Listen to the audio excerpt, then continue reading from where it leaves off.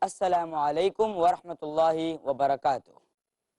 I, Zafar Parkar, student of Standard 12th from Islamic International School and Junior College, and today I am going to be giving a presentation on the topic The Collapse of Evolution, Debunking the Myth. So, what does evolution mean? The theory of evolution suggests that life is a product of uncontrolled and purposeless process of coincidence. So basically the theory of evolution, it means that life and the entire universe, including the solar systems, the earth and all the organisms, they have just come about by chance. So let's speak about a few important people who have defended this theory. The first person to actually take up this theory, that is the theory of evolution, seriously was a French scientist, a French biologist by the name of Jean-Baptiste Lamarck. In his theory, he suggested that living things transferred the traits they acquired during their lifetime to subsequent generations. So in his theory, he suggested that giraffes evolved from antelope-like creatures which extended their necks to reach the higher branches of trees. And the second person, important person and probably the most famous person when it comes to evolution is the British amateur naturalist by the name of Charles Darwin. Charles Darwin in the 19th century, in 1856, he published a book called The Origin of Species. And he suggested that all organisms, they have descended from a common ancestor. So in his theory, he suggested that all species have descended from one common organism, from one common ancestor. So according to him, in his book The Origin of Species, which was published in 1856, he claimed that all species have descended through a common ancestor by chance. So according to him, all the species like the birds, the species of the birds, the mammals, the reptiles, they all have a common ancestor. So these are the two most popular people when it comes to evolution, that is Lamarck and Darwin. So now let's understand why did they think so. I mean, why did they think that such a complex thing like life could just come about by chance? When we study their research, we find one similarity, that their conclusions were based on primitive understanding of science and their research was done with primitive equipment. Like for example, this is one of the primitive microscopes used. So now these equipments, they didn't have high magnifying power like the microscopes. Because of this, they thought that life is something that is relatively simple, and so it could come about by chance. So because the understanding of life was primitive, this led them to come to this conclusion that life was really simple, and by coincidence it could just spring into existence. But as we know now, we have more sophisticated equipment, microscopes with high magnifying power. We come to know that life isn't simple at all. In fact, it is very complex. So let's go deeper into the topic. Mostly whenever this topic of evolution is spoken about, the idea of man evolving from apes, it comes to mind. However, before that can be spoken about, a very important question has to be answered, and that is, how did life begin on earth? Because apes and then apes turning into men is something that's really far away. First we have to understand the origin of life. How did life start on earth? And one such theory that was proposed to explain this was the theory of spontaneous generation. The theory of spontaneous generation, it suggests that living things, they just sprung out of inanimate objects. But a very famous biologist, French biologist by the name of Louis Pasteur, he did an experiment on this and he totally disproved that theory. And this was his experiment. What he did, he took a flask and he filled the flask with some broth and then he boiled it. Why did he boil it? Because boiling will kill any microorganisms that are already present in it. And then he attached an S-neck to the flask. to ensure that no organisms can get inside from the outside. And then he kept the broth like that for 1 year, and when he observed the broth, he found there are no microorganisms in it. When he removed the S-neck, now once the S-neck is removed, the broth is now exposed to all kind of external factors, and any microorganisms from the air can get into it. So after some time, when he observed the broth, the mixture, he found microorganisms in it. So by this he concluded that living things cannot just spring out of inanimate objects. And he wrote in his conclusion for his test that the belief that animate objects or life can spring out of inanimate objects has been buried in history for good. So once the scientists realized that spontaneous generation is totally baseless, they turned to something else called natural selection. So what is natural selection? Natural selection basically means the survival of the fittest, which means that the animal or the organism that is best adapted to its habitat survives. However, this theory or this concept of natural selection has no evolutionary mechanism as Darwin had claimed. Because let's take the example of a deer. A deer is hunted by a cheetah. A deer cannot outrun a cheetah. But no matter how many deers are hunted by a cheetah, even though it cannot fight a cheetah back or it cannot outrun it, a deer remains a deer. It does not turn into some other organism that is basically, let's say, stronger than a cheetah or faster than a cheetah. So natural selection, it doesn't have any evolutionary mechanism. And one very famous example given to support this theory is called the moths of the Industrial Revolution. Now before the Industrial Revolution took place, in London there were basically two kinds of moths, the light colored moths and the dark colored moths. And before the Industrial Revolution, as you can see, the light colored moths were more in number. Their population was more compared to the dark colored moths.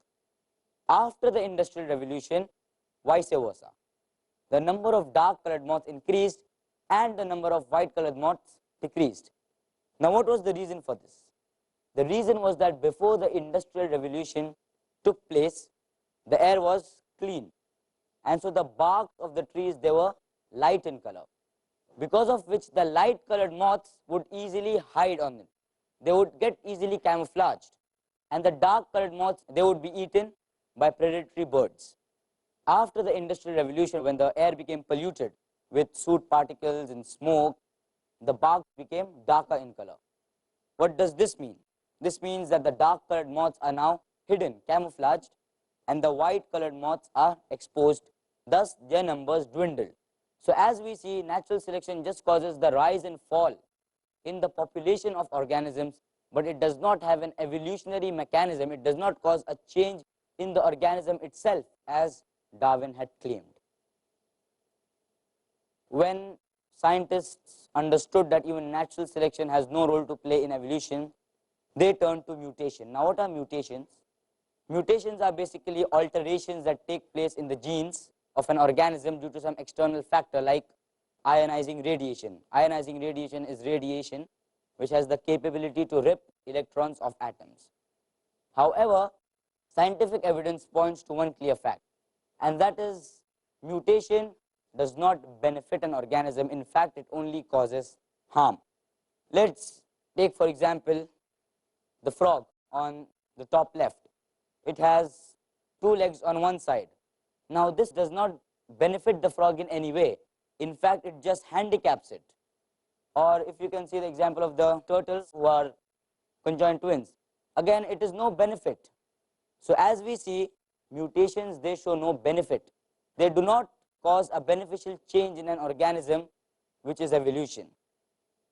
And if you see the nuclear disasters that have happened in the past century, in the 20th century, like the atomic bombings of Hiroshima and Nagasaki, or the Chernobyl disaster which happened in Ukraine when the nuclear reactor burst, the after effects and the mutations that were caused on human beings, they were not beneficial at all. In fact, they were painful to the human beings on which they happened, and There are many examples of mutations even today, like dwarfism, then you have the Down syndrome or cancer, and even science tells us that these mutations, they do not benefit an organism. So in conclusion, we can say that to tell that mutation causes a beneficial change is like saying that you can improve a clock by smashing it with a hammer. I mean, that does not happen at all.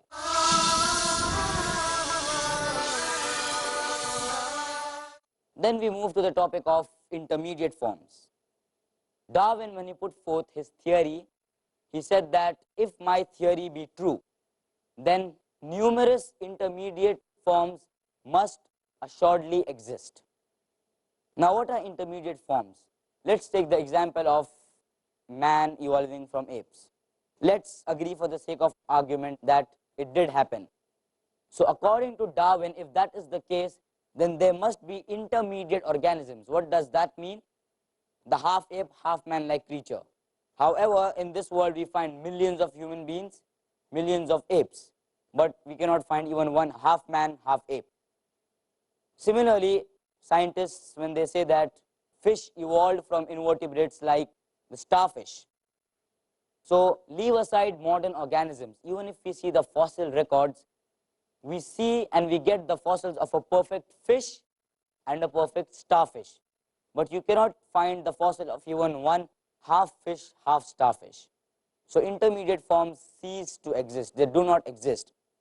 But there is one bird that has caused much excitement among the evolutionists, and that bird is called the Archaeopteryx, the picture on the left. Now, the scientists, they say that reptiles, they evolved into birds. So dinosaurs, they evolved into birds because dinosaurs were reptiles. And they call the Archaeopteryx as the missing link between dinosaurs and birds because it had teeth in its beak and it had claws on its wings. However, just because an organism which is of one species, it exhibits the characteristics of another species, doesn't mean that it's an intermediate form. These type of creatures are called mosaic creatures in science. And one such example of a similar bird is the hoatzin, which lives in the Amazon forest. It too has claws on its wings. And probably the most famous example of a mosaic creature is the duck-billed platypus. Now, the duck-billed platypus is a mammal which has a beak like that of a duck, which is a bird, and it lays eggs. But yet it is a mammal. So it's a mosaic form, not an intermediate form. It's not evolving or it has not evolved. It's just a perfect creature.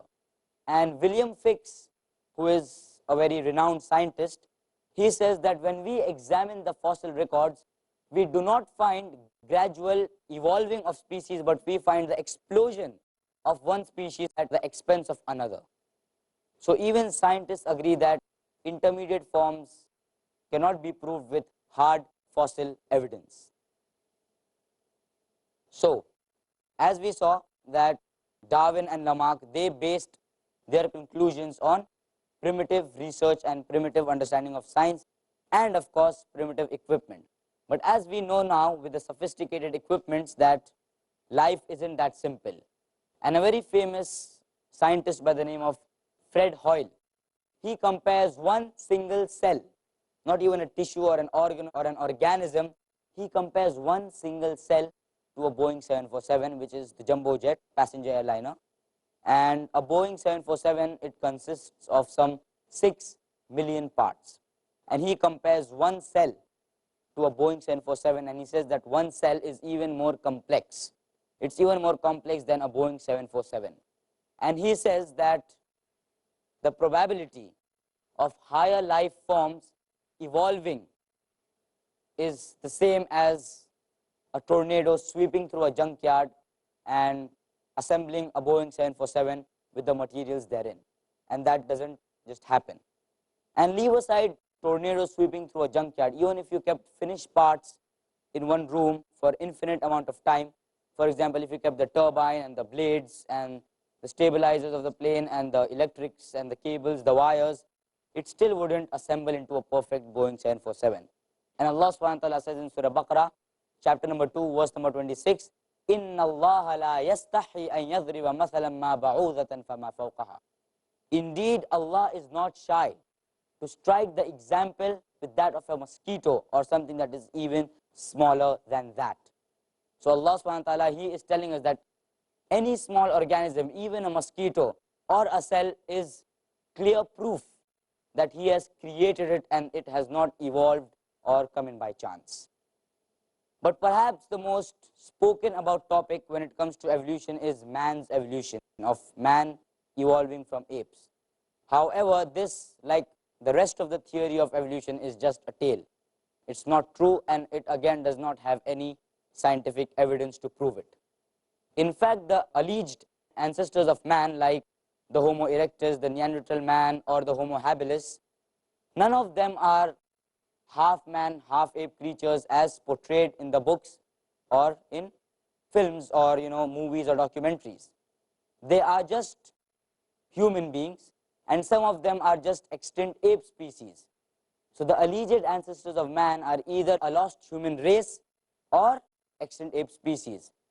And when the cranial features, the features of the brain, of the skull, was studied of one of the ancestors of man, the Homo erectus, they found that it wasn't any less developed than that of a modern human being.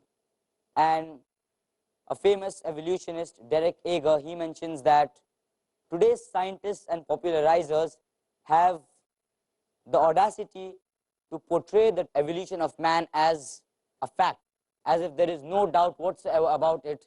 And then he concludes by saying, only if they had evidence. Only if they had evidence to prove it.